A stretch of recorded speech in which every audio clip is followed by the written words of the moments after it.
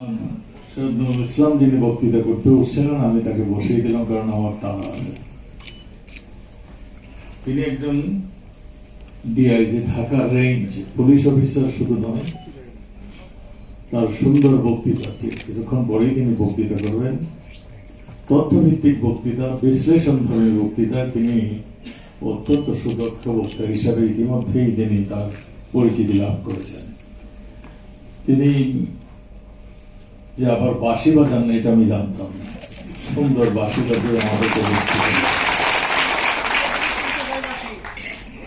আরো বিশেষ অতিথি হিসাবে যারা উপস্থিত এখানে আছেন, শশী হাসপাতালের ব্যবস্থাপনায় যারা আছেন এবং অন্যান্য সবার নাম আমি বলতে পারলাম না, যারা এখানে আছেন পরিচালনা করছেন, সবাইকে ধন্যবাদ শুভেচ্ছা।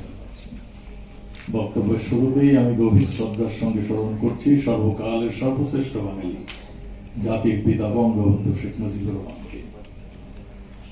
আমি স্মরণ করছি যারা সেদিন শাহাদাত বরণ করেছিলেন, আমাদের বঙ্গমাতা সহ, অত্যন্ত শ্রদ্ধার সঙ্গে তাদের স্মরণ করছি।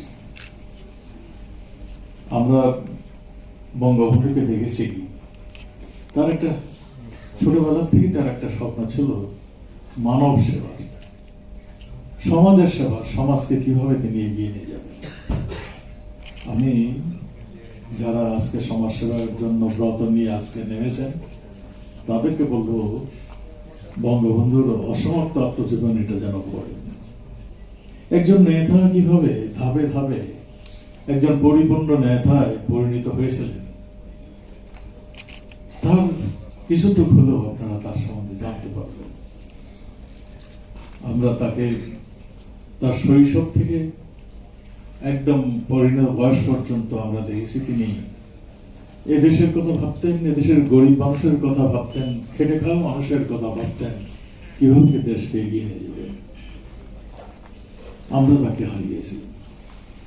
তিনি যখন ক্ষমতায় ছিলেন 3.5 বছরই বাংলাদেশকে একটা ধ্বংসস্তূপ হয়ে গিয়েছিল। আমরা যারা মুক্তিযুদ্ধ করেছি, আমরা ব্রিজ ভেঙে দিয়েছি, রাস্তা নষ্ট করে দিয়েছি, আর পাকিস্তানের যাওয়ার সময় সবকিছু বিনষ্ট করে দিয়েছে। ইভেন আমাদের বাংলাদেশ ব্যাংকে কোনো টাকা রক্ষিত ভাবে ছিল না।